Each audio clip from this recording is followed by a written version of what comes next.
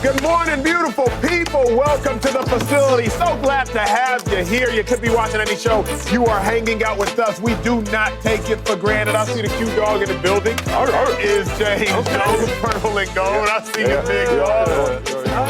So with it, Jay. Nice. What's going down, man? It's all good. Yo, my man. It's all good. I will not be on this desk if he starts barking and growling on me. Like, what? The cute dog, James Jones.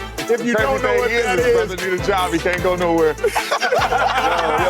we are strictly here to work about No doubt. sports. I'm trying to work. I'm trying to work. Leave the My dog bones intro alone. My dog intro like that. You know what I I'm see saying? the purple and gold. Yeah, I couldn't help myself. All right, so it's him. I couldn't help myself.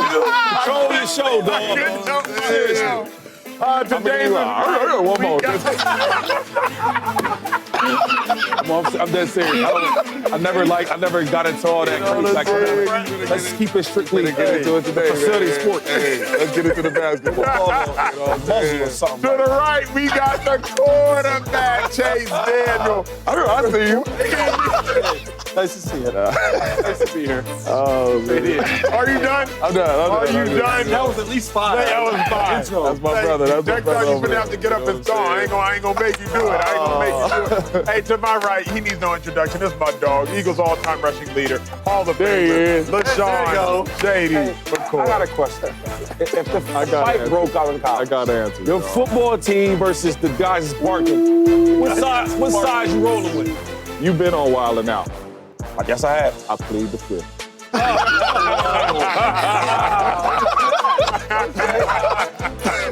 Oh, man, well, look, Timberwolves, they played last night, but I couldn't really tell. They lost by 30 points. Officially, what we have waited 82 regular season games for and about 20 or so playoff games for, we now see the Western Conference champions. That is the Oklahoma City Thunder. If you missed the game, you didn't miss much. But what you did miss, I will fill you in on. And Edwards, though, the superstar player after the loss. Here he is.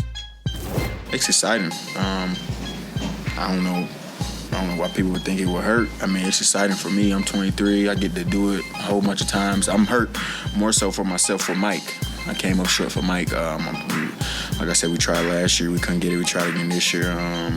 We're gonna try again next year. But hurting is a terrible word to use. I'm good. I'm gonna work my butt off this summer. Nobody's gonna work harder than me this summer. I tell you that much. Where is Slick at when we need him? Oh, he was there. Okay, Slick. Ladies and gentlemen, without further ado, the one and only NBA analyst, the savant, the basketball mind that is great at all things except placing bets. My man, Slick Rick Buka. That's 2 shots, man. He must have lost 2 days. I had nothing to do with the second one, okay? He cut me off. Hey, the crazy thing is there's more than 2. He said, Slick, you think? Oh, yeah, no. He came back to the well, no doubt. My dog, Slick Rick. There's nobody more brilliant when talking basketball than the man to my left. So, Slick, I want to start with you. Yeah. Anthony Edwards, 2-time All-NBA second team, back-to-back years, Olympic gold medalist, Olympic starter, only 23 years of age, on his 5th year in the National Basketball Association. Many people would suggest he is the next face of the NBA, that we will be staring at Anthony Edwards for the next 10 to 15 years when we are talking about the game of basketball, but we can no longer look at him in the playoffs because it's done. Yep. Finito. Finished. It's a wrap. How bad is the series loss for Ant-Man? It's not that they lost the series. It's bad.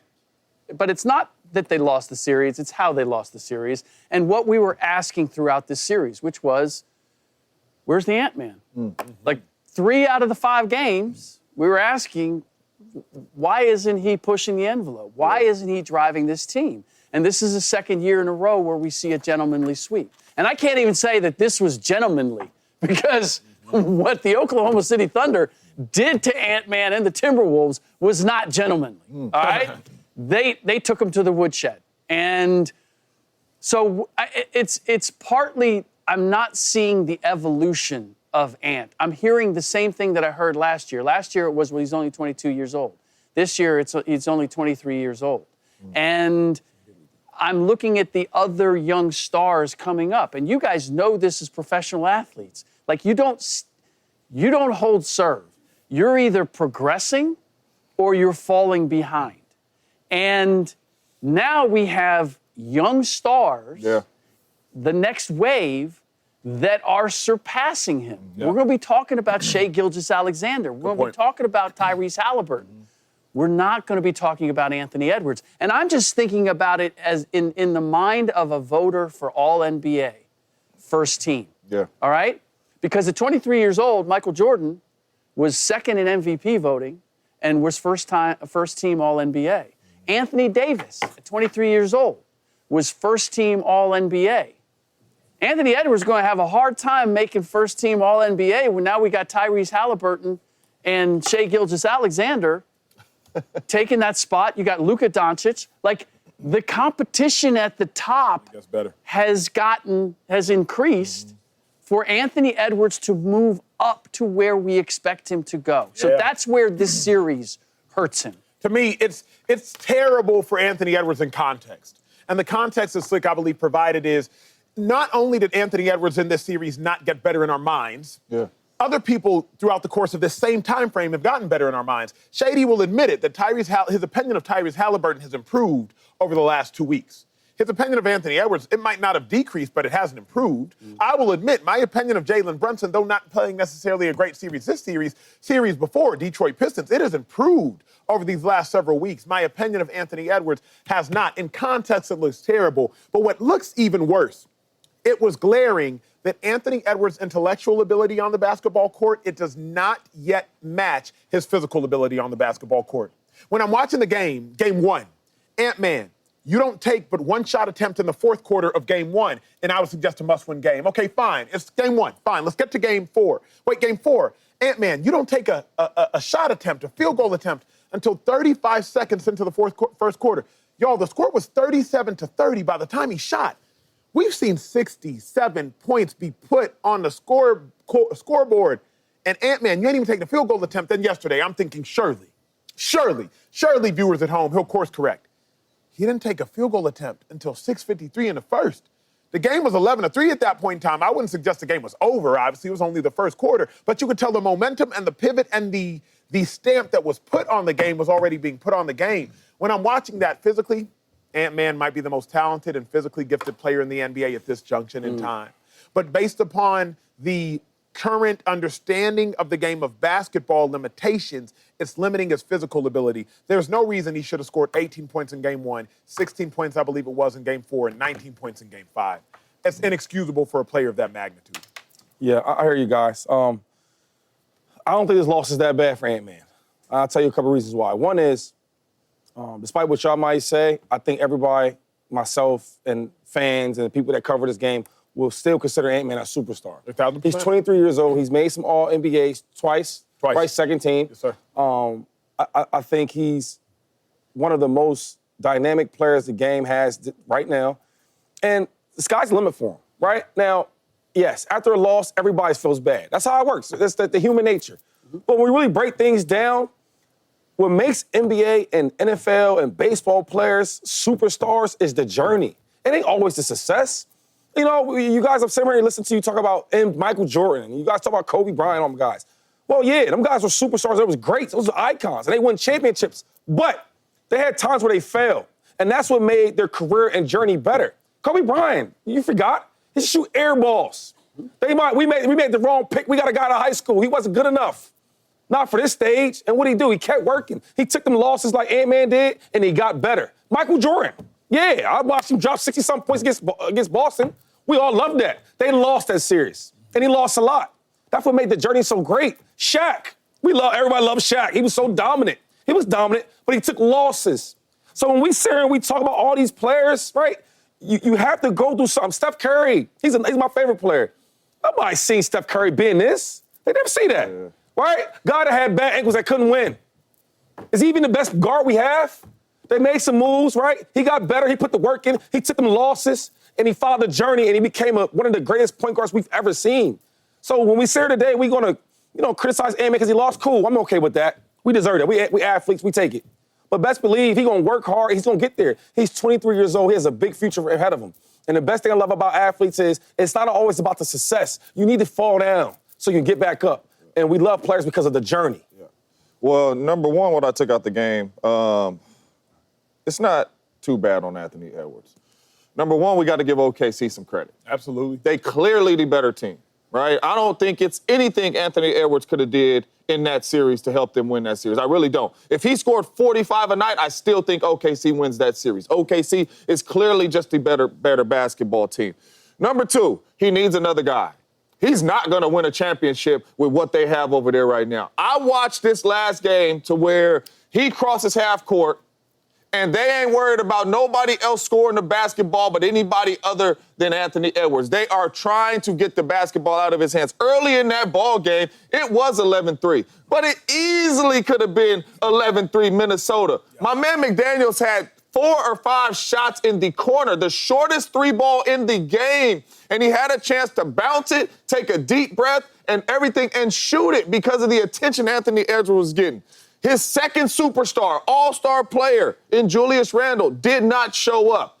It is in the Western Conference Final. He is going to have to deal with Shea and the OKC Thunder for a long time. He's going to have to deal with the Joker. He's going to have to deal with some really good basketball teams in the West. They have to get him another guy over there to help him get to another championship. But this was clearly of Anthony Edwards running into a team that is just better than you. And that happens sometimes. They won 60-plus games because they was just battered than a lot of people this year. And they dominated Anthony Edwards and the Timberwolves in this series. I was really mad watching that game, too, before you go, Acho. Sure. He was forcing a lot of shots because he was trying to be aggressive. He wasn't even making the right play at times because he trying to get his shots up at the rim. And I'm like, Anthony Edwards, it's 3 dudes, dog. Yeah. I know you trying to be aggressive. I know you trying to, listen to the people on TV hearing it. But it's 3 people, dog. Like, you just forcing shots up now, and you taking bad shots. He needs more help. OKC is just clearly a better team, and they dominated them, boys. It happens like that. But can't two things be true? Like, what Shady is saying is true, that Anthony Edwards can go on to do great things. Now, Shady is speaking with knowledge that he doesn't yet have, because we don't necessarily know how Anthony Edwards' career is going to end. For every Steph Curry, there's a Brandon Roy. Injuries Steph Curry overcame, but if you don't overcome the injuries, well, then you just injury-prone. But we print projections, though, because we love, in business, everybody does projections. No doubt. So projection is if a guy's only been playing for 5 years in the season, he's been 2 times All-NBA, second team, and he's been 2 times, 3 times All-Star. Yeah. You would hope. He's been back-to-back West Conference Finals. You got to tell me. And you watching him. To your point. You watching him. Hey, but he could be Tracy McGrady. That's my fear. Literally have Tracy McGrady. Where we look at, like, but he also individual Kobe talent, Bryant, you go, though, man, so he's great talent. Exactly. Yeah, exactly. Could be Kobe Bryant, could be Tracy McGrady. The fact of the matter is, we don't know. What we do know right now is that he just lost a series 4-1. What we do know right now is that he just got beat by 30 points. What I'm suggesting where 2 things could be true is, I think, James, what you're saying is right. Ant-Man needs more help. They weren't the better team. They were severely less talented. But to me, he just didn't do enough to be to be above reproach. Right. He didn't do enough to avoid criticism.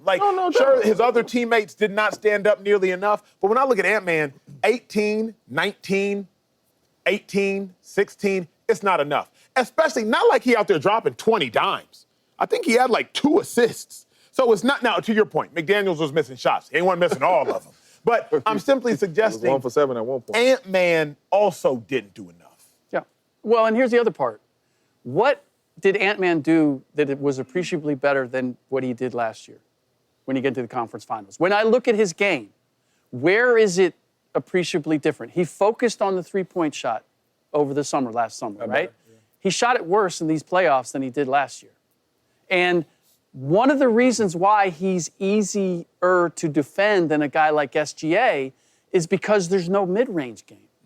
It's either I'm going to shoot a 3 or I'm trying to find my way all the way to the cup. And with a team like Oklahoma City, they do 2 things. They defend the 3 and they defend the paint. So you have to be able to make them honor you in the mid-range. And I hope, and look, he has plenty of time. He certainly has the ability that that's going to be his focus this summer. Because what I see is a guy who depends on his great athleticism to be able to get what he gets. And the really good players, and I'm talking about the Michael Jordans and the Kobe Bryants, the secret sauce for them is they have a ground-bound game. They get a lot of easy stuff. They get a lot of buckets off of easy plays. Ant doesn't get into the easy stuff, and that's what I want to see him develop. And there's no reason that he can't. Like, I'm not closing the door on him, but, like, each time he misses, no matter how young he is, this now opens the door for an SGA to establish himself. For a Tyrese Halliburton, for all the other guys that are coming. That's the danger. You make a good point. In not taking advantage of this. The point that's interesting is last year, Tatum won his first chip, JB won their first chip. This year, either Halliburton about to win his first chip unless the New York Knicks make a crazy comeback, in which case Brunson going to win his first chip or SGA going to win his first chip. To Shady's point, Ant-Man probably got chips, if not chips left in him. But I do know he's about to be down one to Brunson or one to Halliburton or one to SGA. But just because you get a chip don't mean that you're the better player than that dude. Just because you get a chip. No, but you have the experience of winning a championship and what that takes. And look, here's the bottom line. This is why I talked about the All-NBA first team. Because, yes, how good your team is going to have a lot of influence on your ability to win a championship. And it's not as if Ant was handed a championship caliber. When we look at this team, like we look at it and go, you know what, they should be playing for a championship. But there was nothing about Ant's game where I say, you know what, he went down swinging. Yeah. If he had scored 45 every game and they lost, I'd be like, hey, you know what, they need to add the other pieces. Yeah. But he wasn't that, and he wasn't close to that. Like, there were so many times where I'm like, if you're the leader of a championship team, you need to seize the moment here. You need to come out and dominate this first quarter. And he didn't. And so whether it's something he has to learn or it's some skills that he does not have in order to do that, there is some decided growth that has to happen with Anthony Edwards. And that's cool, because he's 23, so the growth is going to come. But I just want to ask y'all, before I even give my other take, I just want to ask y'all questions like, watching the game yesterday, right? We all watched the game yesterday. What more he could have did, though? Did y'all watch the D? Did y'all watch the D? Hold on. No, he couldn't do any more. The way they was playing him, even the highlights that y'all showed, there's one or two guys always on him. So y'all tell me what he's supposed to do. Because y'all tell him about the stats and the numbers, and he should do this, that. And I'm watching the game like, yo, tell me what he should have did. Because the way that OKC was guarding him, Minnesota did not guard Shade like that. So I'm asking y'all, let's watch for a second. So you saying drive mid-range. Look at both the wing defenders. Right. Where's he supposed to mid-range at? 3-ball. I got to the 3-ball because when I'm driving to the left or right, they got guys, now they're about to double team him. So you tell me, guys, because I just don't know, and I need help, because I know you are the smartest guy on this desk of basketball. I know you do a lot of history and a lot of studying. Y'all tell me for a second, please. You have to be able, Anthony Edwards has to be able to operate at other places on the floor. Okay. Than just getting the ball at the top of the key and going at a set defense. I need to be able to have him get to the elbow and be able to throw him the ball there, and he can turn and pivot and operate from the elbows. Okay. So is that he coach? has physical ability. So real quick, so I agree with that. Because I say, maybe he needs to score from different angles, right? Yep. So when you said that makes sense. But I'm thinking, can that sometimes be coaching? Because I could put you where I want you at. But it is coaching, but it's also knowing that you can operate from that place. Okay. So I can buy that. I can buy that. I haven't seen him through this series, like when he gets to the elbow, when he gets to the mid-range, he doesn't look comfortable. Like he's looking to kick it, or can I get another step and get to the rim? So that's something he got to add to his game. That's what he has to add. So play him off the ball. So real quick. So absolutely. Because that's one other thing. When you see him try to get where he can't and he dishes it, what happens then? Everybody stops. Everything gets stagnant. And he stops. Yeah. Like I don't see him I got you. making cuts. I don't like cuts. they don't have any action off that might be the part you were saying about, okay, so I can see that. 100%. So real quick, and I know we all on Ant-Man because he's a superstar, right? And even like, and I hear you guys about some of these guys win championships. If Brunson wins one, I still wouldn't take Brunson over Ant-Man. If Halliburton wins one, we're not taking him over Ant-Man. But that could be opinions. I don't know. But as I look at what happened in this series, they did lose, and it looked ugly. But Ant-Man, right? He did average the most points out of the whole series for his team. He did average the most rebounds for his team, and he did average the most assists for his team. So I don't know if that matters or not, but basically I'm saying, yeah, we played poorly, yeah, we played bad, but I was the only person that led the team in all these categories. It's how good he is. I mean, look, that matters. I'm setting the bar high for him. Yeah, no doubt. Because of what his capability is. And I refuse to say, well, you know what, it was good enough. Because there's so much more potential. I don't want to be satisfied with this Anthony Edwards because I know there's so much more that he can do. And the problem that I have in today's game is the fact that we are too quick to anoint guys as being all that and putting it on their teams and all that. I'm like, no. First and foremost, I'm going to ask of Anthony Edwards because I'm not going to ask it of Jayden McDaniels. I'm not going to ask it of Nasreed. I'm not going to ask it of Julius Randle. He doesn't have that capability. I mean, and all those is great points. That was phenomenal by you two, especially breaking it down. But my man's team versus OKC's team. Talk about it, James. It's not even on the same level. Like, we seen Michael Jordan get beat down by the Detroit Pistons for years. That don't mean Michael Jordan wasn't that type of player. The dudes he was going up against, a team, they weren't as good. If you watch OKC, they got Dort, they got all defense. Caruso, they got defense. all these dudes that Will, all defense. 6'5" plus that can guard. You talking last year in the Western Conference Final, the Mavs couldn't guard him like that. This is a totally different team and a totally different defense that they was bringing at Anthony Edwards, which made it extremely hard for him. Not saying at times that he couldn't be a little bit more aggressive, but then even the times I did see him be aggressive, I felt like he was forcing stuff. And yes, I wish a couple of those threes would have failed because, to be honest with you, I thought that was probably really his only shot. Let me say the discomfort I have in the conversation is not that Shady and James aren't right about Ant-Man's talent nor his potential. The discomfort I have in this conversation is if we're going to talk about Ant as though he is one of one, then I just need him to do one of one things. For example, I think it was LeBron's third or fourth year in the league when he went up against the Detroit Pistons teams that was known for defense. Tayshaun Prince, Ben Wallace, Rasheed Wallace, Chauncey Billups, Rip Hamilton. You go against the team that's known for defense. And LeBron, I think you're 4 in the league, 25, his team's last 25 points.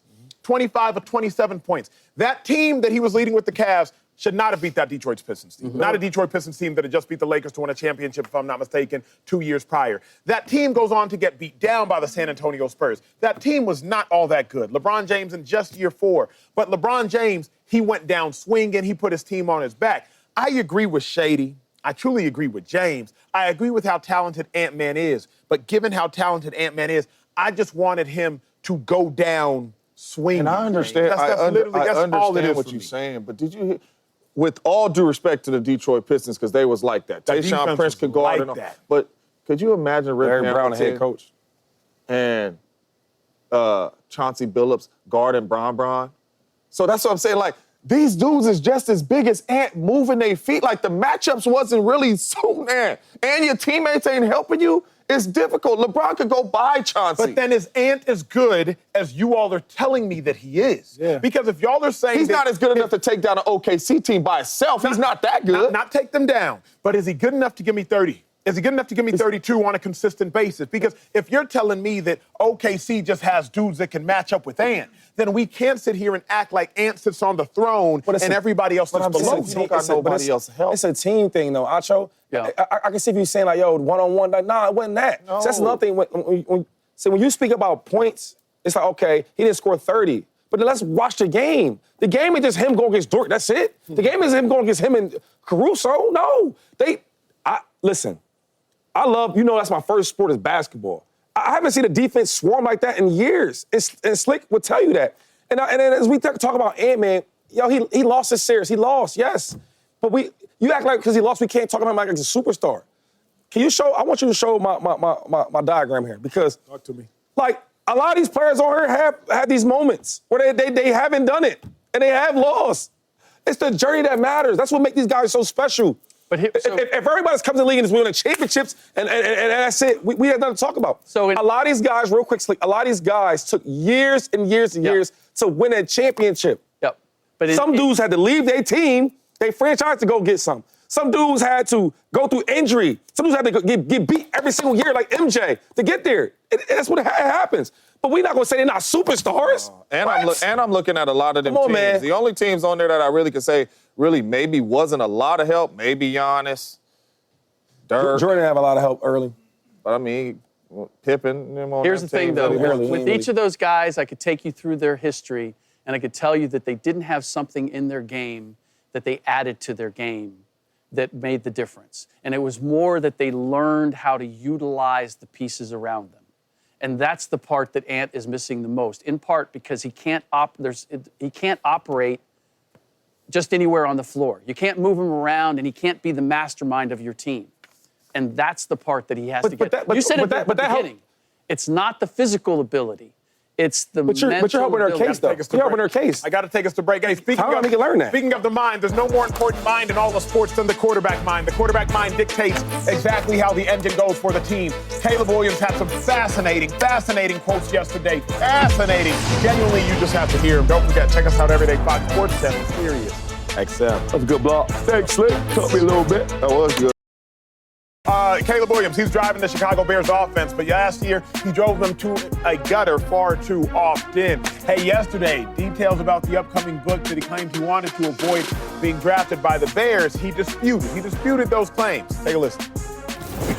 I wanted to come here and be the guy and be a part and be a reason on why Chicago Bears turned this thing around. So that last thing that was said and all of that, I think was the most important thing, is that I wanted to be here, that I love being here, I love my teammates, I love all the people that got me here. Quarterback. Chase Daniel played quarterback for the Chicago Bears for several years. Caleb Williams, quarterback for the Chicago Bears. Now, Chase, do you trust Caleb Williams? Been through a little tumultuous first year. Last 2 years, honestly, his last year in college. You trust Caleb Williams to turn the Bears around this season? No.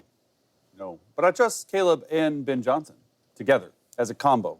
I don't think right now Caleb is ready just by himself to be the guy who just turns the Bears around. And what does the Bears turnaround look? I mean, they won 5 games last year. I think it's winning 10 games. I think it's competing for a division title and playing some meaningful ball in December.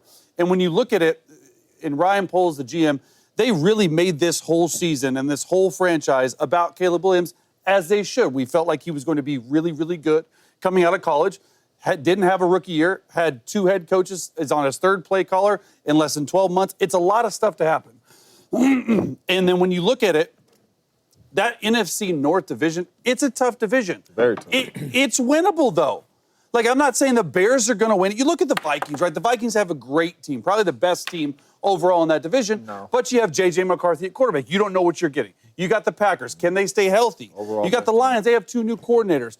It's a sneaky, winnable division. I don't know if the Bears will win it, but with Caleb, when they build it all around you, at times, and I've been with some players that feel like they need to do everything. Right now, I want to see him, personally as a quarterback, I want to see him be a point guard. Hey, throw the ball to DJ Moore, throw the ball to Rome Odunze, Luther Burden, they drafted him, Colson Loveland, all that stuff. Now, we want to see signs, oh, you're a superstar, you're this.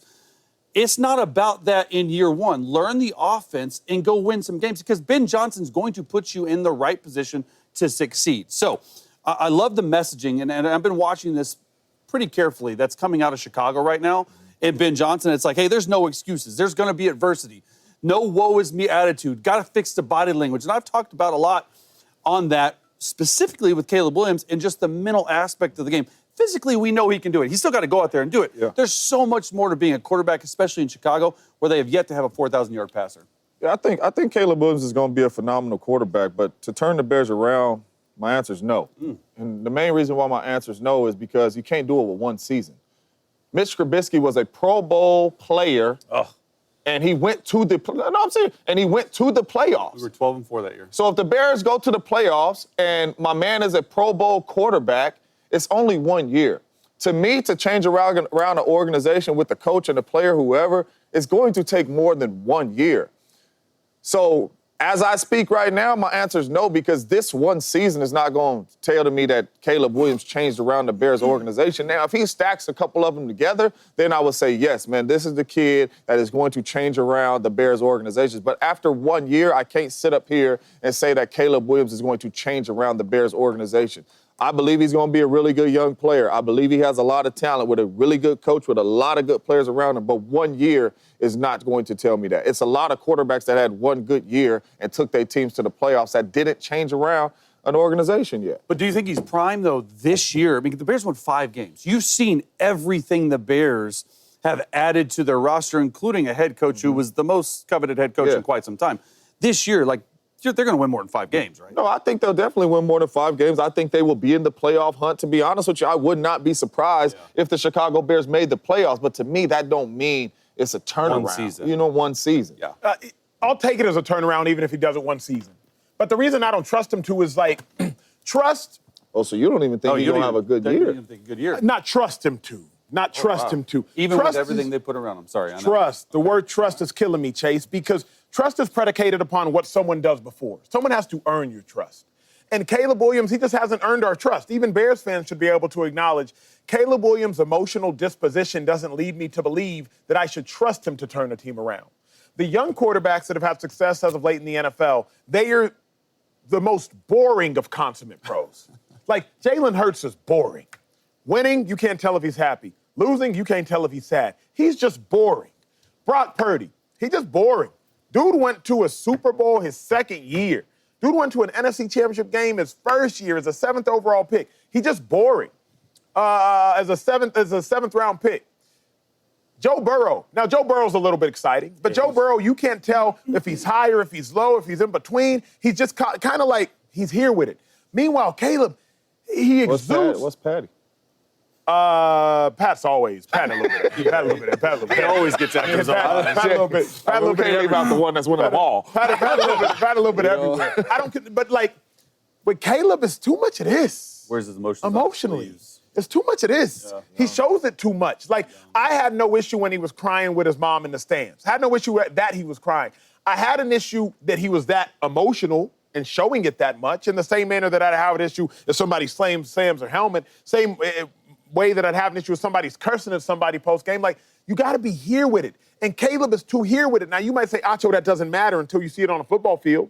Until Minnesota Vikings, you're in overtime, if I'm not mistaken, you get sacked. And now because you're feeling sorry for yourself, it goes from 3rd and 15 to 3rd and 21 because you get to delay a game because you don't get back to the huddle against the Detroit Lions, 23-20. You get to delay a game because you're feeling sorry for yourself. Now you got to burn a timeout. Now you have a timeout fiasco at the end of that game. Now your head coach gets fired following the timeout fiasco at the end of that game until I see you on the bench moping, whining. I don't know another NFL quarterback outside of Kyler Murray who would display that type of body language. Now, shout out to Caleb Williams, and I'm done with it. Shout out to Caleb for identifying he needs to fix these issues. He said that within the last 48 hours.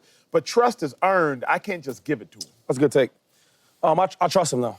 And let me tell you why. First of all, knowing a lot of different players in this league, that's what makes it so special. It's a lot of different type of people in this league, right? And a lot of times that don't really matter. What matters is what you do in this field. And I think when you're a rookie, if I sit here and criticize him for a lot of stuff as a rookie, I did a lot of these type of things as a rookie, man. We all sad myself, right? I ain't getting the ball. I'm mad. Andy relook at me. Come here. I'm like, because I've been there, right? And that's part of the game. You're a rookie. Imagine being a rookie and you have to take over a franchise. That's so hard to do. I will say this is why I trust him because, first of all, he's a super talent. I know he didn't play well, and I don't really judge rookies their first year. But let's all just think for a second. When he was in college, we all thought that he's one of the best college players we've ever seen. Yes, right? Yes, and when we talk about generational talent just don't leave you. You get what I'm saying? I think he has it in him. Another thing they did, the head coach. Ben Johnson's a hell of a coach, man. Absolutely. And I think that he's going to even uplift and elevate that offense even more, okay? Then you talk about the GM. The GM that has done a great job of putting talent around him. So now it's not like, okay, Caleb, go save this season by yourself. Yeah. We're not asking you to do that. We're asking, be special, the guy that we drafted, and let some of these new linemen protect you. Let some of these wide receivers we got for you, some of these running backs, let them guys help you out. And I think when you talk about having a great year, your best jump is from year 1 to year 2. Now, certain coverage that you didn't see your first year, I seen that last year. Oh, we played the Packers twice. They said that same, okay. You learn about yourself. Yeah. You have a whole offseason to self-scout. Things I didn't do well, things I did well. How can I get better? And I think when he acknowledges them things and he talks about it in interviews, it lets me know he's aware. Yeah. So, yes, I truly believe that he will have a good year and will turn this thing around for next season. Really quick, what does a change around look like? Because only reason why I say that is because 1 year is tough for a change. What does a change around look like? Because we've seen Trevor Lawrence go to the playoffs. We wouldn't say he changed around the Jags. He's still weak. We've seen Daniel Jones take the Giants and win a playoff game. We wouldn't say he changed around the Giants, would he? So for Caleb, what would a change around look like? Well, and that's why I like this question. It's turn the Bears around this season. I'm looking about this season. I'm looking at you know what I mean? So it's not for me. It's not what you can do down the road because you got to prove it for 1 year. And to Shady's point, I think the coaching aspect is very underrated. Like for the quarterbacks making that jump from year 1 to year 2, Caleb has had a lot of guys in his ear, including his dad. And he even said in the article, he's like, somebody just got to tune my dad out. Like, it's just too much. And that's what Caleb Williams was doing with Ben Johnson. It's like, hey, they're getting in the lab, man. They're working, building that trust. I know it's it's earned, not given, but I give because of what we think Ben Johnson will be. I've given him a lot of my trust. So we've seen him take Jared Goff, and Jared Goff's a good quarterback, but we've seen him take Jared Goff to levels he didn't have when he was with the Rams. And that offensive mind. And I think that when you look at how Ben Johnson wants his quarterback to run his offense, we know the talent is there for Caleb. Yes, we the do. mental aspect is what was lacking last year, the emotional, the psychological, all that stuff. It sounds like Ben Johnson's working on that with him to make him into a full quarterback. And I always, talk about this. Y'all laugh at me, but when you're a bad mother, since you've been in high school, it carries on. And I look at so I bring up, for example, I think last weekend, I was hanging out with Marshall Faulk, and that's one of he's in my running back goats, right? We have a drink, busted out, talk a little bit, and my personality just comes out. And I say, hey, man, because I'm on a show, I'm with quarterbacks, I'm with guys that research all day, I'm with wide receivers, and I want to know, like, how awful was Peyton Manning as a rookie, and did you know that it would turn on? You know what he said? He said Peyton Manning's confidence out the roof. Yeah, he throwing a lot of picks. Yeah. He said, but we knew he was so good because he's always been good. So you always good no matter what you say, what he says. I know how good I am. Yeah, I played bad, cool. I didn't get it yet. He said, and Peyton Manning had this swagger of, not like overly cocky or anything like that, but this confident. Yeah, I know I'm not playing well right now, but you're going to see flashes of the talent. He said, because he said he left, right? He left, he went to the Rams. He said, I knew he was going to be great because he carried the aura of like, I'm a good player and I've always been good. But once I figured out, it's over for the league. So when I say to Caleb Williams is, yeah, I hear he's talking, they talking, she's talking, we talking. That don't matter because you've always been good. You got to know that. Can't nobody tell you who you are because you know yourself. And I think when you bring this type of coach in there with Ben Johnson, you bring this type of talent around you, wide receivers, running backs, and linemen, and you know how good you are, and you put the time in to get the mental right, you're going to be Caleb Williams, the one we've been seeing. That's very true. That's the truth. Well, speaking of being good, Shai Gilgeous-Alexander. It's always been good. It's some 5 stars. I didn't want to go there, James. I didn't want to go there. Look at that one, dog. He won MVP, but now that he's in the finals, is SGA officially a superstar? That's all about it, dog. I didn't want to go there. Everybody's good. Yeah. Hey, Shai Gilgeous-Alexander scored 34 points last night to help the Thunder advance to the NBA Finals. SGA was also named Western Conference Finals MVP, but he's not satisfied. Take a listen. This isn't our goal. We didn't start the season like we want to win the West. We want to win an NBA championship. Now, we are a step closer to our goal, and we're happy about that, but there's still four more games to go win, 4 really hard games to go win.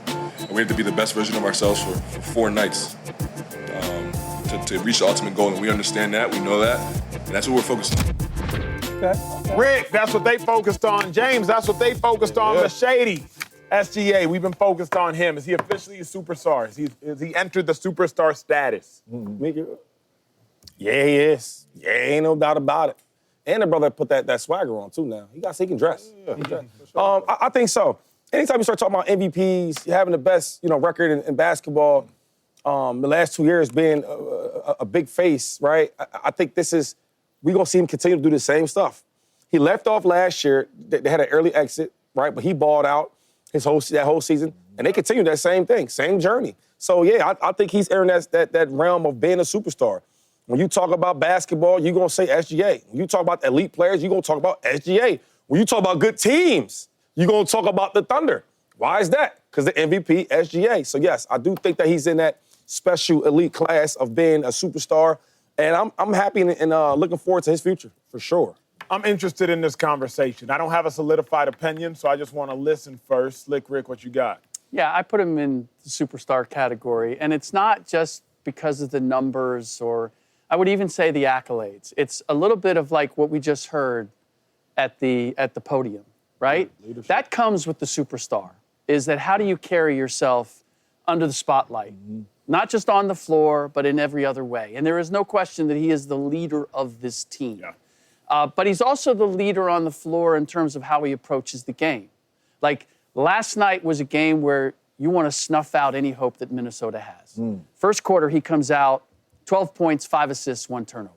Like, no hesitation. I'm going to put my foot, I'm going to put my stamp on this game, right? We've seen it in the fourth quarter. We saw it in the third quarter when Minnesota made their little run, right? They cut it to 20. Next 9 of the next 13 points, Shai Gilgeous-Alexander was the architect of those, either scoring or assisting. So when I put it in totality, yes, he's showing me that he has that superstar capability because he's answering the bell in every way. Yeah. You know, MVP means most valuable player in the whole dang league. Like the LeBrons.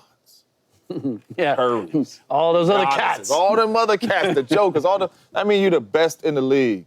And then now you holding up a Western Conference Finals MVP. He is absolutely a superstar. My man has 11 30-plus points games this postseason. Out of what, like 16, 17 games? Like, more often than not. The only other people to do that is Kobe, MJ, Bron, Kawhi, and Olajuwon. That's the company that he is in. He has absolutely arrived. He is a superstar, and we seeing it on display every single time he takes the court, even in the losses. He is like that. Shai is like that. He is here.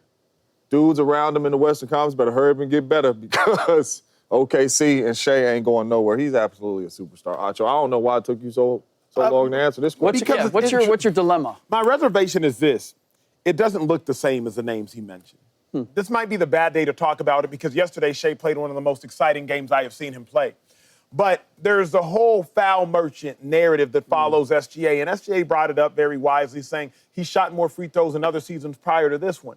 But when you compare Shai to Jordan, when you compare him to Kobe, when you compare him to Hakeem, when you compare him to even Kawhi, it wasn't as though they were initiating unnecessary contact and then exaggerating the unnecessary contact that they initiated. It wasn't as though they found the loophole in the rules and then manipulated the loophole in which they found. Kudos to any individual that can find a loophole in the rules. Kudos to any individual that can find advantages. The Philadelphia Eagles, they found a loophole in the rules. Thus, Jalen Hurts might end up retiring with the most rushing touchdowns in Philadelphia Eagles history. It looks different. So you could say, man, Hurts, Westbrook, Shady, Saquon. Yeah, but if you watched it, looked different. So the reason I'm reserved isn't because I disagree with anything y'all are saying, but it's just hard for me to have watched Hakeem. Obviously, he's Nigerian, so an affinity to Hakeem when I was way too young. It's hard for me to have watched Kobe, for me to have watched Jordan, for me to have watched Kawhi, and then suggest that Shai looks the same. It looks different. Nobody looks the same. Well, I'll say this, because that's a good point. But, man, they can't guard this dude. I don't care. You know what he reminds me of? He reminds me of a taller version of Allen Iverson. Get right to that mid-range, wop, can't guard me. They used to foul Iverson the same way, not as much, obviously. But when you 6'6", I'm having easier shots now, you know? But as far as the quickness, getting straight to it, I ain't wasting too much time dribbling. That boy nice. You sag off him, he can shoot the three. Yeah. You play up on him, I'm going to dance on you and get to my shot, get to my points, and make shots. So, yes, he does get fouled a lot, but, man, they can't guard him. And then another thing is, what I don't like what they're doing with the foul thing is, so let's say because he's averaging about 10 fouls a game, right? But maybe 4 of those fouls is legit, or 5 of the fouls is legit. They are just fouling him, and some of them he is selling it, but what I can't overlook is how good he is. And when you got all your best defenders, they still can't guard him. So it's not that I overlook it, but you hear this analogy a lot, right? If you have a whole bottle of water and somebody drops just 1 ounce of poison into the water, you're not going to drink the water. Now, I'm not going to overlook this whole bottle of water, but there is an ounce of poison in it. I do believe that... It's compromised a little bit. Thank you. Beautifully said. The narrative around SGA is starting to become compromised because now, to Shady's point, say 90% of the fouls are legit. We're going to hyper-focus on the 10. Now, I will say I am biased. Mavericks first championship, 2006. I'm sitting there second row next to a Birdman, next to Lil Wayne, next to Alonzo Mourning, and there is no greater free throw merchant in the history of free throw merchants, again, admitting my bias, than Dwayne Wade in that finals run. To this day, I'm still mad about it. Dude was shooting 20 free throws a game. So again, viewers at home, I am admitting my bias. But Slick, You know narratives. You've covered the game of basketball longer than I've known of basketball. How much will this follow and impact the potential superstar status, potential face of the league status, potential all-NBA status? Like, how much do you think this small narrative, like a crack in a window, will grow over time? I can't believe that it is going to have that kind of an impact. I can't but feel that we don't have anything else to complain about when it comes to Shai Gilgeous-Alexander. So let's find something that we can well take said. him down a notch, That's well right? said. And when I look at the whole foul merchant idea, like the reason that he's able to draw the fouls, and I think Shady referred to it, is because he can score in so many different ways. He can. Like, how do I play you? And so he can always, like, you're going to come up on me in the mid-range? Okay, I'm going to go by it. Like, he just has the ability to score in so many different ways. That's what allows him to get to the free throw line or to draw those fouls. And when I look at the number of free throws that he takes, first of all, 3 years ago, when they were 40 and 42, and they weren't making the playoffs, he took more free throws than he does now. Yeah. Nobody said a word. We weren't talking foul merchant then. Why? Because we weren't seeing him beating teams. Yeah. And now we're thinking he's beating teams, because he's getting to the free throw line. Yeah. I disagree with that, largely because of the percentage of free throws that make up his overall scoring, right? Trae Young, third in free throws attempted, right? 14th in scoring. Yeah. Got it. Like, the only guy I can think of who actually is higher ranked in scoring than he is in free throw attempts is Shai Gilgeous-Alexander. Second in free throws attempts, first in scoring. Everybody else is ranked higher in free throws and free throws attempted than where they rank in scoring, which tells me that there's so much more to his game. I can't look at the free throws and go, you know what, the reason he's good, the reason OKC's good is because he gets to the free throw. You got to earn that too, though. My man don't settle a lot.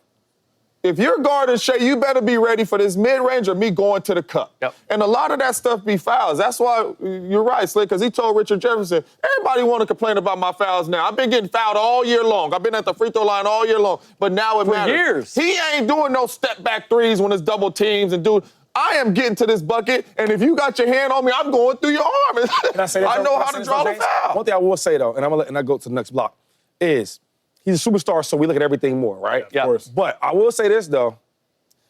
If he stays at this elite level like that and they keep playing this foul game, I think eventually people are going to get tired of it. Yeah. What you going to do, though? But hear me out, though, because it's like, I think about the Westbrook stuff with the triple-doubles. It's like, oh, man, now is he stat padding? Is it this and that third? You start looking at things. So I do think that because when you look at, like, the Kobe's and MJ's and all the greats and Steph's and the KDs, like, they ain't overselling these fouls because they can score. Yeah. So if you look at you like, I think he's a scorer, because, like, right now, I don't really mind it. He's getting fouled, but if we keep doing this, then all right, bro, play basketball. Because you're so good, you don't have to grab this guy's arm. Like, you don't have to do all that. James Harden was I used to think he was one of the best offensive scorers. Like, yo, blah, blah, blah. And then after a while, I'm like, okay, you so nice, but why you, like, grabbing the guy's arm and, like, Alex, you start to get tired because you know a guy is so good. And then all the other great scorers, because you talk about the great scorers, I think SJ should be in there eventually. But when you start looking, like, all right, man, you don't have to do all that. So I feel that, what he's saying. That's well said. Though, so hey, SGA's looking for a championship. But Joe Burrow right now, after back-to-back misses, he's just looking for a playoff appearance, people. Playoffs? Yeah. Hey, how bad does Burrow need to make the playoffs? I wish Steph Curry did all that flop and stuff like that. Because he really, you know what I mean? He really get fouled on the play. But it's Joe Burrow, cool Joe. Hey, he's one of the best quarterbacks in the league, but get this, y'all, he ain't been in the playoffs 3 of his 5 years. Rookie year, he missed it, but more importantly, his last 2 years, he's missed the playoffs. Jamar Chase, Joe Burrow, they both say big things this year for the Bengals. And the biggest thing for the Bengals, they said, is making the playoffs. okay.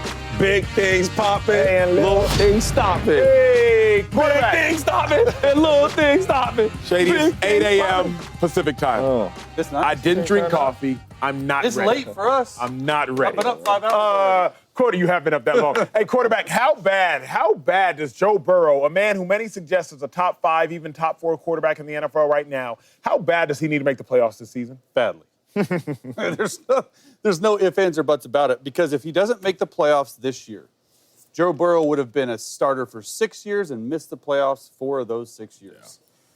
So, Joe Burrow. Yeah, and it's crazy to think that, right? Because 2 of the 3 years he's missed the playoffs so far, he's been hurt. Last year, he had his best season of his career, 43 passing touchdowns, only 9 interceptions, almost 5,000 yards passing. He missed the playoffs.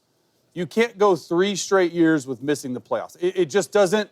It doesn't work like that. Personally, I'm not going to take you out of my top 4 quarterbacks if you miss the playoffs, depending on how it looks. But I know there will be a lot of people that do that. And look, it's about the team. They have the offense around them. They need to fix the defense. We see all that. So they missed it 2 years in a row. But I went back and we're looking at all this, like, why? Because that's the question. Why are they missing the playoffs? Well, look at these slow starts. The Bengals under Zach Taylor and Joe Burrow, since Joe Burrow has been the starter, this is the first 2 games of each year. They're 1-9. 0-2, 1-1, 0-2, 0-2, 0-2. You have to fix that. Like you're in a division in the AFC North that is very difficult, regardless of what every single divisional game is difficult. You're 0-2, you're in an 0-2 hole. I think Otto did the percentages. It's like 13 or 22% chance of making the playoffs when you're 0-2, so you're always starting from behind. Now, in 2021 and 2022, yes, they went to the Super Bowl in 21. They lost the AFC Championship game in 22 to the Chiefs. You have to do that. And I would start saying, and they've been talking about it, and Jamar Chase has been talking about it, you got to play in the preseason. Usually, Zach Taylor doesn't play the starters in the preseason. Jamar Chase said, I want to play in the preseason. The Kansas City Chiefs, they play up to a half with their starters. Patrick Mahomes, the best quarterback in the NFL, he plays in the preseason. You have to do something to get over that hump. But yeah, you can't miss the playoffs right now and be talked about the same way, in my opinion, as a team aspect, because if you do miss the playoffs this year, it'll be 4 out of your 6 years as a starter where you've missed the playoffs. Hey, quick question I just want to ask you. So if he goes out there and has 5,000 yards and plays all the games, whatever, looks good, and they don't make the playoffs, he'll still be in your top 4? That was my question. Absolutely. That was my question, too. Okay. No doubt. Okay, no doubt. All right. Can you say why? This is not the topic. I want Shady to do it. Go ahead, Shady. Yeah, I think wild. Absolutely. Yeah, that's wild. But he's a quarterback. Topic for tomorrow. Quarterback does. It's real bad. So you do think that Joe Burrow's top 4? Yes. Top 5. You think he's top 4, Absolutely. top 5? You think he's... Without a question, right? I think so, too. But I look at all the other top 3, top 4 players. Let's go about them, right? Talk to him. So we all agree that Joe Burrow is top 4, top 5 guy. Okay, so Lamar Jackson, right? He's in the top 4. He's only missed 1 playoff appearance, and I think because it was an injury or something like that. 2 MVPs. Okay. Come on now. Josh Allen. Joshua. MVP. I mean, he missed his rookie season. After that, every year in the playoffs. Count me in, pinch me in. I don't care if Stephon Diggs is here or not here. If he's partying, not partying. If he's on boats or he's on the field, it don't matter. I'm going to the playoffs. You don't even got to say the other dude's name. Keep on going. Mahomes. And then Patrick Mahomes, he don't never miss the playoffs. So if Joe Burrow is as good as we all think, because I think Joe Burrow is phenomenal. Yeah. Like, I'm talking about lights out. Since college, since pro, he's just that good. No doubt. But I got to see it, though, because we think it, because we know your talent, we know this, we know that. But, bro, how great are you if you don't even make the playoffs? Yeah. I can't rock with that. You're not great, period. If you don't make the playoffs 1 time, it might be a chance. If you don't make the playoffs 2 times, it's starting to be a habit. If you don't make the playoffs 3 times, that's just who you are. I can't even suggest that Joe Burrow's still a top 5 quarterback if you don't make the playoffs again. He desperately needs to make the playoffs. I don't care what the statistics look like. He desperately needs to make the playoffs because the reason he didn't make the playoffs last year was in part because of him. Patriots game, y'all scored, I think it was 7 or 10 points. It was in part because of him. Jayden Daniels outplayed you, Joe Burrow. Rookie Jayden Daniels outplayed you. So I need to see Burrow make the playoffs. There's no excuse. 44% of teams make the playoffs now, James. Yeah. 44%. That's a lot. You're not even in the top 44 percentile for 3 years in a row. 44%. Matt, you'd have to help me where that ranks in pro sports, but in the NFL, 14 out of the 32 teams make the playoffs. Y'all, it's nearly half the league. 16 is half. That's so crazy. if you're not in the top 44% of NFL teams, what are you doing, Joe? What you doing? He has to do it. Yeah. Yeah, it's a must. No All-Pros, no MVPs. Oh, wow. Wait, he got a... No All-Pros, no MVPs, and it's unanimous up here that you're a top 4 quarterback.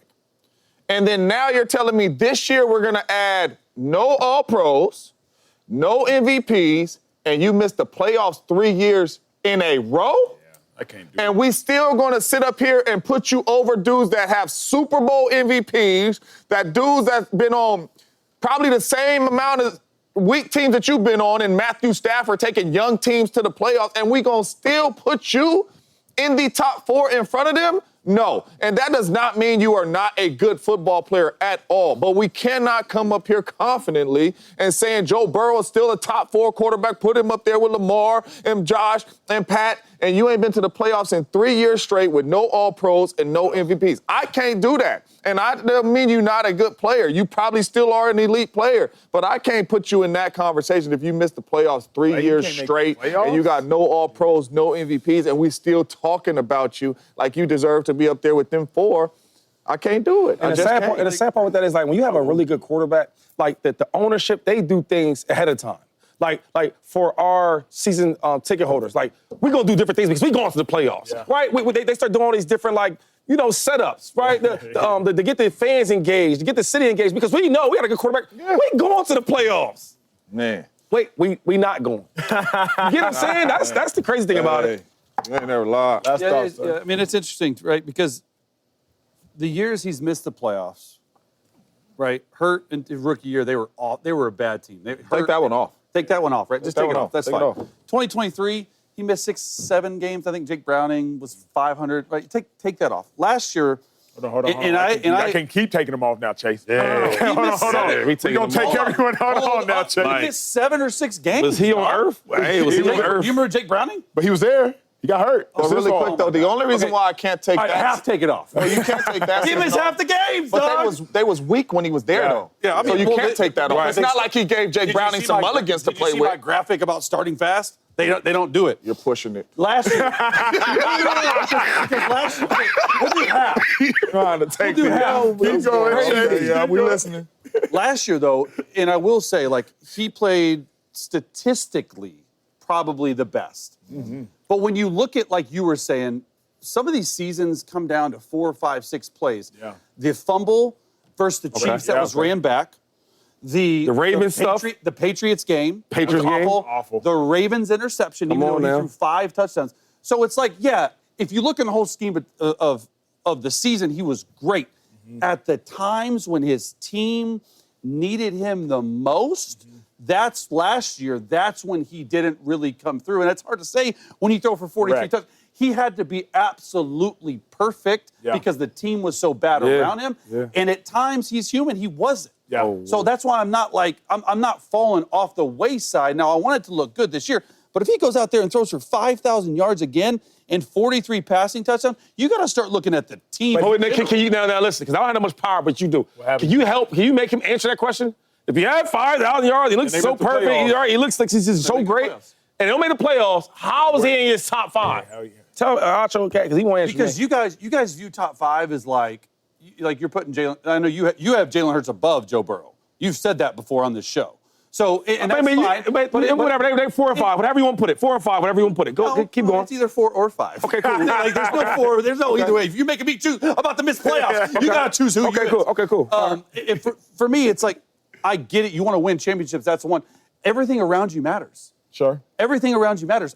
Joe Burrow will still be a top 4 quarterback in my mind if the stats look the same and he's playing. Just because he doesn't. What have they done on defense to get better, Acho? You know. Not nearly enough. Nothing. Not nearly enough. Nothing. So what makes they're going to have to score 40 points a game? This is crazy. That's fair, to win games. Here's my thing. Hey, they lost some games this year, scoring over. Early in the year. But I'm just saying, like this year. I'm pretty sure we did this. We did this. Like 30. They were scoring 35 points a game and losing. Taking L's. So that means the other quarterback balling too, right? Yeah. Or their defense. But he going against other defense scoring that many points. Right. I mean, the other quarterback is balling and making one more play. That was my thing. But no. That was my thing. Remember, against the Commanders, I challenge y'all at home. Go back and YouTube it if you don't need to. Jayden Daniels made one more play than Burrow. At the end of the day, it was a 0 blitz, a 0 pressure. Bengals had the lead. Jayden Daniels made one more play. And it was a road. On the road to Shady's point. Other quarterbacks just made one more play. Joe Burrow's like that. Nobody's saying that. Nobody's saying otherwise. But Joe can't miss the playoffs again A dude like Jordan Love make it again and go on a run. A dude like Jalen Hurts go back to an NFC Championship game or a Super Bowl. A dude like Jared Goff go to an NFC Championship game or a Super Bowl. They got to kick Burrow out. But when he makes the playoffs, he's 5-2 in the playoffs. Lamar Jackson 3-5. Like all this stuff, I get it. Lamar has 2 MVPs. When he gets to the playoffs and he has a team around, my guy's 5-2. And that's why he's in the top 4. So get there, though. But that's he's why winning games. He's got more playoff. He's almost got double the amount of playoff wins as Lamar Jackson. But all things considered, and you guys are like, need to get back in there. I get it. But here's why he's in the top. That's like, why. oh my God. That's why he won it. But that's why he's in our top 4 without any All-Pros, without any MVPs, and without getting to the playoffs the last 2 years. Because the few times he does get there, because he's only gotten there twice, he goes crazy when he gets there. So what happens? Goes crazy. So are you going to drop him to number 5 if you don't make the playoffs, or 6? Nah, I mean, I don't even want to talk about him anymore. Yeah. I don't want to talk about him. Well, we're going to talk about him because he's like that. I just like, and then a guy like Jayden Daniels, if he goes to playoffs again this year, like, okay, you got to get Joe Burrow out of there. And another thing about Joe Burrow, we said he got 6 wins, we got 5 wins. In the playoffs? Yeah. 2 years. 2 years, playoffs, 5 wins. That was like 3 years. 3 years ago, he had most of the wins. 21 right? and 22. Most of them years, he got. He got to the Super Bowl in 21. that was back there.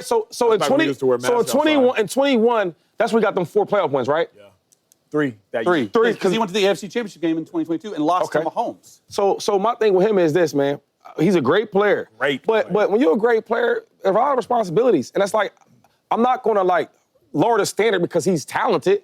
That's what you're doing. What you're doing is he's so talented that we're lowering the standard because he's talented. Of the top 4 quarterbacks, then he easily has the worst team around him. Easily. I don't know that. Lamar, great team. Josh Allen, Bills. Josh Allen? Wait.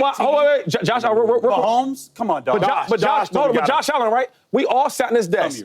When Stephon Diggs left, and they had all them, the older veteran safeties was leaving. Correct. We all in this desk said, you know what? They will not go to the playoffs, and they will not win the division. Josh Allen with T. Higgins and Jamar Chase. Hold on. Let's be real about this, though. Did we all not do that? I watch every other football station, radio station say, yo, there's no way Josh Allen's going to do that. And what did he do? He won MVP that year.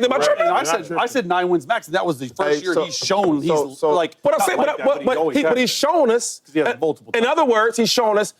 I'm always going to playoffs no matter who's with me. And I'm not getting hurt either, by the way. So I'm not throwing out no season. And I play way more games than you. His availability, always. So really quick, just let me. So really quick, because you married really quick, right? So you got the best wife in the world, right? For 3 years straight, she don't give you none. She's still the best wife? Yes, James, my son's watching. Yes, she is. Like it's Best wife. Come on, man. Joe Burrow ain't Put the getting music nothing on, for dog. 3 years. about giving you I didn't say best. I said top. son watch this thing, man. Man, what's giving? Jay said, I know what he said. Watching this show. And we back. The Knicks, they're hoping to get back and win column tonight.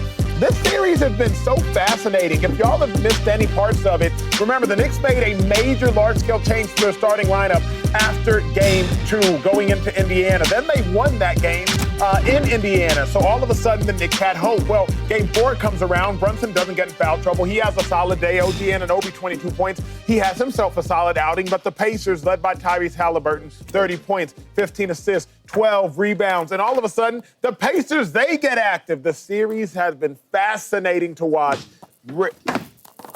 Sorry about that. Oh. Wow. That was a joke. Got you. Woo. Look, funny. Got you. And cut that because I will be rewatching that at the end of today's episode. Shady almost definitely just crashed out. Rick Bucher, the Knicks, you giving them a chance to stay alive tonight? Absolutely. I would be more surprised if this series doesn't go back to Indiana than if the Pacers end up closing out New York in Madison Square Garden. This has been a very competitive series, and especially in New York. And I look at Game 4, tragic, because the New York Knicks really did it to themselves. And when a team does things to itself, I feel like they're correctable. Their turnovers were bad. Terrible. Their shot selection wasn't good. But I just can't see them not cleaning that up. Yeah. There's a lot of pride in this New York team. Yeah. I don't know if they get back into the series, but ultimately, I felt like they shot themselves in the foot in the Game 4. And I look at the way the first 2 games went in New York, and I can't help but feel that they're gonna push this back. The difference between these 2 teams really isn't that great. Yeah, So, this was crazy. That's what I'm know, expecting. man. I'm expecting a game 6. You know what? Go ahead, Tufai. Go ahead. Because I ain't gonna lie, like, I think they keep it alive, but I was super confident that the Knicks was a better team. I was like, I made a lot of bets. I got to take everybody to dinner. Yeah. But then as I watched the series, as it unfolds, like, I was wrong. They not better. They not coached better. They don't hustle harder. They don't play with more effort. They shoot the ball better. They do everything better than the Knicks. Seriously, though, I'm just being honest. And then I was like, I always look at the matchups. Yeah, the matchups favor the Knicks, but then when you watch the game and they play, that's why you play the game, the matchups don't favor the Knicks. They got a lot of good, solid role players for the Pacers, and they are winning, and they are working. You need Turner to shoot threes? I got you. Need to get extra rebound? I got you. Siakam, yeah, he might not play good this game. The next game, he's on fire. Can't stop him. Right? I didn't even get to Halliburton yet. Yeah. So, yes, I think there's a chance that the Knicks, I ain't gonna even say that, man. I think I want the Knicks to win. I've been rooting for the Knicks because I just, up north, like New York, Brunson, the Pops, all that stuff, that don't matter, man.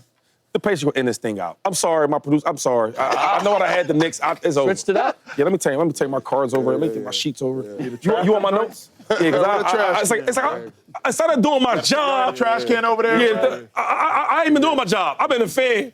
Come on, Brunson. Yeah, you had your. Yeah. Come on, Mikal Bridges. Go ahead. Come on, Cat. Get rid of them I'm good. But the fanboy McCoy is gone. Fanboy McCoy is gone. That's got to be a segment. Fanboy McCoy. I was keeping it real. That's real, though. I think they extended tonight. Everything Shady said is applicable. It's applicable tomorrow. No. Everything Shady said, it's applicable 24 hours from today. They'll extend the series. The problem, though, for me is, even if they extend the series for what? Like, y'all realize, in watching this game, and I've watched it with a very keen eye, it don't matter what the Knicks do, they take an L. OG Anunoby go crazy, he get 22, you get an L. You start Mitch Robinson, you take an L. You start Josh Hart, you take an L. Cat goes crazy, you take an L. Cat doesn't go crazy, you take an L. Brunson drops 43, you take an L. Brunson gets some foul. Whatever you do, you take an L. So, though Slick is right, I do think this series is evenly matched. I almost look at it series like Slick, like in track, my favorite sport, the 100 meters. Everybody will say, like, man, Justin Gatlin almost beat Usain Bolt, but he ain't never beat him. Yeah. It looks close, but the delta between winning and losing is still so great. Yeah. Even if the Knicks win tonight, they're not taking this series. Yeah, they ain't even win at home yet. Yeah. They about to play them at home, and they ain't even win at home with them yet. Y'all dudes, man. I ain't. I could tell, man. Shoot, you lost your bets and got you in your the fanboys going. I'm a Brunson fan. That's why I love Brunson. Brunson got you in the hole, got you paying for dinner and all that now because of the East Coast and the fanboy. Hopefully they don't bring their homies.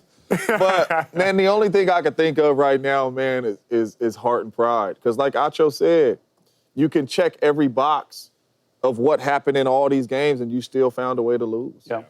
So at one point, it's just, man, when we walk into the stadium today and we walk in here, whatever outfits we got on, and you sit down in your home locker next to your brother and you say, hey, bruh, not at the crib.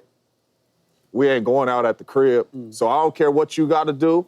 I don't care if it's diving on the ground. I don't care what it is. Hey, man, I don't know what's going to happen in this series, but it ain't finna happen tonight at the crib, dog. Yeah. And that's the only thing that I can sit here and say. So it's going to be electric early. Let's come out with some energy like OKC did at the crib, and let's try to put these boys away, and let's have them thinking, hey, we could go back home and we'll finish it at home. But we can't have this at the crib tonight. A good speech, not at the crib tonight, Good speech. Not at the Even crib, though they ain't win a game at home, but that's a good speech. Hey, this is the one, dog. Save that speech for, like, the next team. No, not at the house. Look, what's going to be the biggest difference in tonight's game versus last game in Indiana? I don't see Halliburton playing a perfect game in Madison Square Garden like he played in Indiana, in large part because of the crowd. What do you think the biggest difference is? Honestly, it's not Indiana, it's New York. It's not like Josh Hart. I just can't get it out of my mind. The 5 turnovers that he had, where he's making passes, trying to get the ball to Cat in transition, and I'm like, you don't have to make that pass. Where the game was, every time they gained the momentum, they would make a boneheaded play, try to get like a big three, you're not going to beat Indiana that way. Indiana's going to keep coming. You're not going to have one big punch and knock them out.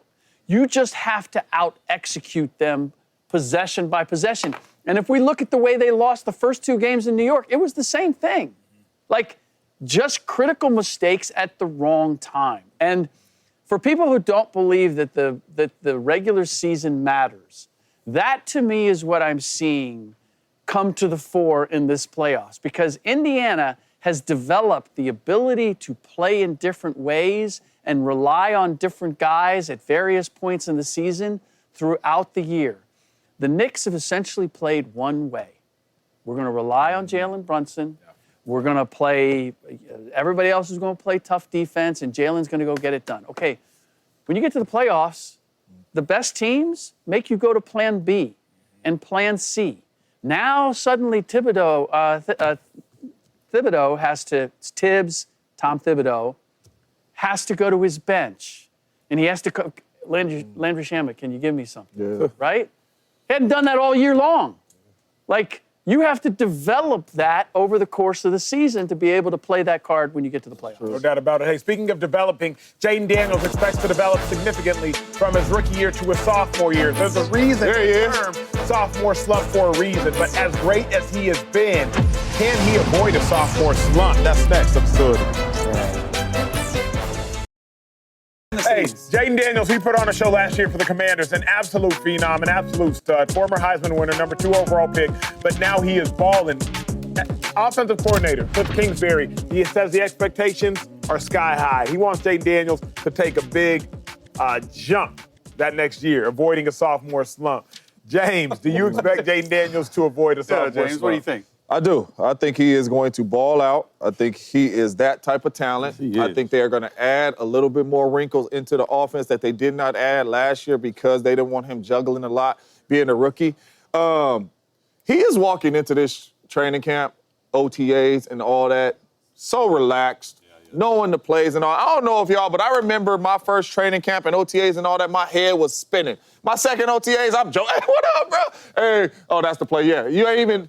You in the huddle, the quarterback saying the play, I'm outside the huddle. I already know what I got going on. So he is walking in here with so much confidence. The playbook is going to expand. You got to deal with his extra weapons that he got in Debo Samuels and them boys. He is going to take the next step. That does not mean you're going back to the NFC Championship.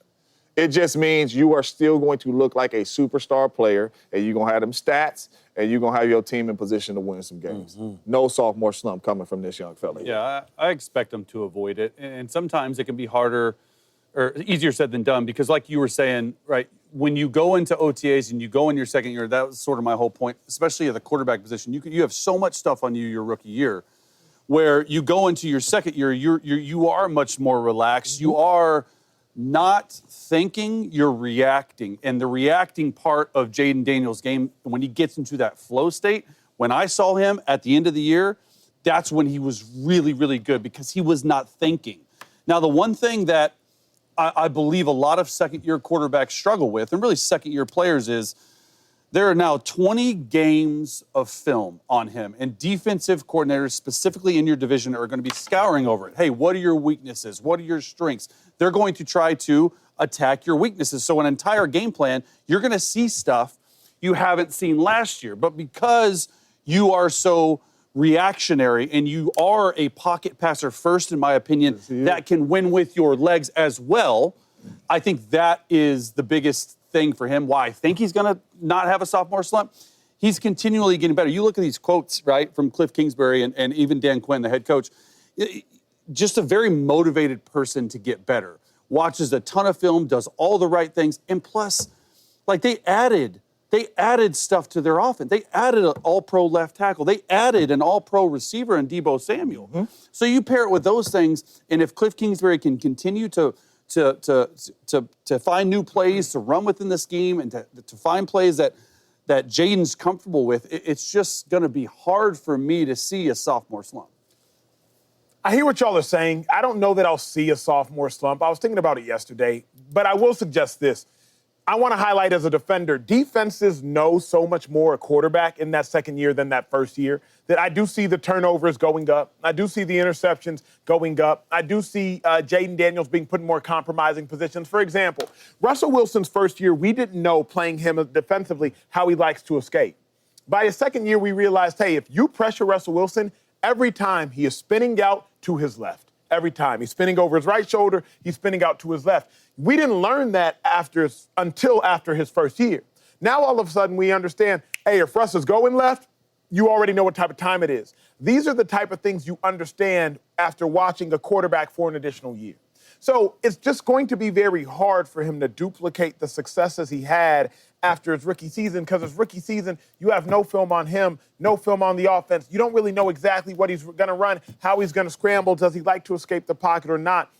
Furthermore, if they don't go further, I do think we're going to say to ourselves, yo, did he have a sophomore slump? We did the same thing with C.J. Stroud. Yeah. C.J. Stroud, he won a playoff game this year, but what he did this year didn't look like what he did his rookie year, and it really wasn't that big a difference. He did have 12 interceptions his second year, but it's just how we judge rookies is so much different than how we judge second-year players. And to Shady's point, for Jayden Daniels as a rookie, no expectations. NFC Championship game with no expectations, that's crazy. Imagine if he goes to the playoffs and he wins no playoff games this year.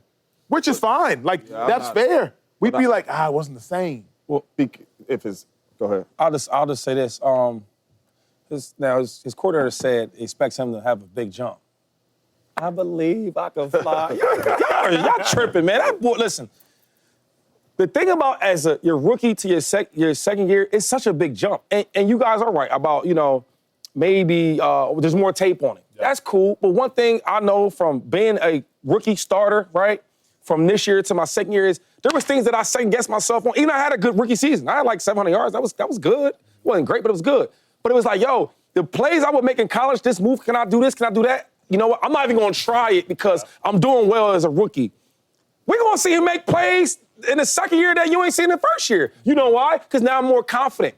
Now it's like, okay, Jayden, I'm a player now. People know who I am. So now I could try these different passes, try these different runs because I think I could do it as a rookie. You know what I'm saying? Your second year, you doing stuff you didn't think you can do because now you're more confident. Mm-hmm. As a rookie, you always think about, look, I'm in this game. I don't want to mess up. Yeah. The team is playing well. Coach is happy with everything I'm doing. Right? In my head, I'm thinking like, Coach, you don't even know how good I really am. Yeah. But you're just happy how well I'm playing right now, so I'm going to stay there. I'm going to make sure you're happy. Because we're winning games, right? My team, we're winning. And even I'm playing well, in my head, I know I can play a lot better. Yeah. But when you see me on tape, only thing you know is what I'll show you. Because you're a rookie. You don't know much about me. Yeah. I'll tell you what. I watched a lot of quarterbacks, and I didn't play quarterback like Chase would say, but I've seen a lot of great ones, dog. What are you talking about? I see a lot of great ones, Joe, and he's up there. He is. When I seen a Josh Allen as a rookie, and his rookie season looked like that, I said, oh, my God, he going to be special. I seen Josh Allen and his family at the NFL honors. I seen his mom. His mom said, Shady, you were the first one that said, I said, I know. So I know a little something. Jayden Daniels, bro. I looked at the same way I looked at Josh as a rookie. I seen the same thing with him. He gonna be special. So all this sophomore slump, I don't know. He might not go to the NC Championship game again. No doubt. That don't mean he ain't still a. It's not a slump. Yeah, that boy ain't doing no slumping. And they had a lot of. He doing a lot of balling. Ain't no slumps. Dudes, hey, a lot of players that need to make a change this year. We will talk about. Hey, what quarterback needs their next playoff win the most this season? But also, what quarterback needs their first playoff? Come on, now. It's a lot of them. That's an easy. A lot of them. That's an easy. A lot of them. What's up, player? Hey, a number of quarterbacks have won playoff games, but some haven't won playoff games in years. 1 year, 2 years, 3 years. So who in the world is a quarterback that needs their next playoff win the most? We're going to answer all these questions for y'all. Chase, very quickly, who needs the next playoff win the most? I'm going first. Quarterback. That's Dak Prescott. That should be a sweep. He's 2-5 in the playoffs. We've seen what he can do in the regular season. 12 wins. That Green Bay loss for me is rough. I mean, it's got to be Dak, right? Only person I would suggest more than Dak is a player who people question how much he got paid even more. Brock Purdy. Brock, you got all this money. Everybody's saying you can't do it now that they got paid. Even Cooper Kupp players in your division are suggesting you can't win once you've gotten paid. I love the Dak answer. I won't necessarily argue with it. He went to the Super Bowl 2 years ago. He did. But if you don't go to the playoffs now, we're going to be having the same conversation about Purdy we just had about Burrow. He ain't been to the playoffs in 2 years. We're going to be doing the same thing. Third round draft pick, they got all that money, you got to make a playoff. Who you got? I'm going Trevor Lawrence, man. You're the chosen one, man. Trevor Lawrence, right? I mean, they crowned you early, too, and you won, and you miraculously beat the Chargers in a playoff game, but come on, bro, you got to deliver. And we keep getting you first rounder to help you. You got to deliver, bro. Go get you another playoff win. I think he's a good quarterback, but we're going to find out. He's good, though. I think he's a good quarterback. I'm going for Joe Burrow. I think you top 5. I think you top 4. I think you up there. You elite. You one of the best. I think Joe Burrow's one of the best. I love this game. Been a while. You keep not going. Not losing, you just keep not going. It's not even going. Yeah, like you're not even trying to like see what's going on out there. Hey, what's going on in the playoffs? You know what I'm saying? Like, what's going on out there? You're not even trying to see what's going on. Hey, go in there, though. What y'all got going out there? Yeah. Hey, who all there, though? Yeah. Who all there? Hey, how Josh play? That Patty's so good, ain't he? Yeah, I played him years ago. I played him. Show me what's up. Go out there and see what's going on. He's got more playoff wins combined than all those guys. I know, but it's been a while. It's been a while. You know, it's funny. I used to argue with different running backs. Like, yeah, I used to. You're used to, dog. It's our time now. Joe, show up, bro. What quarterback you used to? I'm saying, but like, you're used to getting the playoffs, not used to bad play or something. Come on, bad defensive play. Don't be the sensitive quarterback. You mean bad defensive play? Yo, I know quarterbacks that's the quarterback. Man. If Josh is going, if Pat's going, Lamar's going, we all would think Joe gotta go. Joe gotta go. Come on, Joe. Hey, but his prime gotta go. Who's gotta get their first one? Like, we just talked about quarterback. Okay, can I go first? Who's gotta get their first one? Herbert. This is sweet. Herbert! Come out and play! It's okay to go to playoffs and play and win a game, though. Like, it's nothing wrong with that. Nah, I don't got Herbert. Who you got? I got Herbert. Who you got? Who? I got dudes that we don't necessarily talk about enough, bro. Kyler Murray. Yes. I knew it. Kyler Murray. That's a good one, This is the weakest your division is going to be. The Niners is going to be struggling. The Rams are probably going to win that division. But you got to, come on, bro. You make a whole lot of money, too, and we don't talk about you like that. But little man ain't really that good. Little man got to get to the show, man. I mean, but little man is good as Herbert. Go get you a Nobody's playoff talking about. We don't talk about Kyler. Yeah, little run around. Kyler had moments like Herbert. He been balling. outside the box. If this is flag football, I would say, yo, this is not. This is real football. And I think Herbert is like can be a Hall of Fame. Early in the year last year, people had this dude in the MVP conversation. And what did I say? Kyler Murray. Early in the year. Yes, Acho. You can't remember that. Watch this. Topics on Watch this. Topics on him. You have me break down Hey, yo, Kyler. You have me break down And here on the desk, who the one that kept it 1,000 about Kyler Murray? You did, but we did have topics of MVP early After one season. He always does this. after 5 weeks. There was like a not week. possible. There was a week where he said, Yo. He always does this. Run around, makes a Now you got amnesia. Now you got amnesia. now you forget. Hey, before I keep the show going, I gotta do a little housekeeping. Click. Every now and you know, man, if the house is dirty, you gotta clean around That's it. the Say your plan. house is House dirty, can't gotta be bring out the dirty. mops. You gotta vacuum. Fabuloso. I don't know if y'all know about that. You know, Stop it. right. You gotta do a little bit of housekeeping. Shay, you good? Yeah, I got a housemate that comes through my crib. No doubt about it. I promise you she lose Fabuloso. So housekeeping. After game 1, the Timberwolves got blown out by the Thunder. And something fascinating happened on the show. Fascinating. This here's a wrap. And Oh, man. I don't mean like they're going to get swept, but they might win one game. Okay, They might win one game. This here is over. You know what? Stop the take. No. Can we bet dinner right now? I'm going with Timberwolves. I'm done with What? it. To win the series. Bet. Bet. I said that. So what we doing? Are we doing dinner? Man, I forgot. I bring homies. I might bring a date. Oh, wait, I forgot that. That's why you do housekeeping. That's why you do. Make Shoot. sure anything brushed under the rug, we gotta take it out. We gotta make sure the whole world can see it. So that's why you do. Hey, I forgot that too. That was crazy. What was I I thinking? knew I said it was going to be over soon. That Ant-Man, that got mentioned. I love Ant-Man. What was it? Shady fanboy McCoy. So that's 2 dinners that you about to, because you bet on the Knicks and Pacers. Off too. camera, you got to bet. my man. Rodney, don't Yeah. Shady got to bet with you, sir?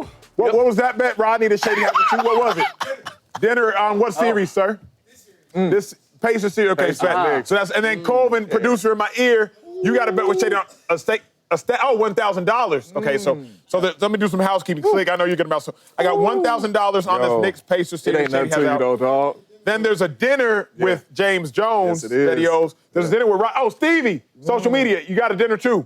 What series was that on, sir? Pacers series.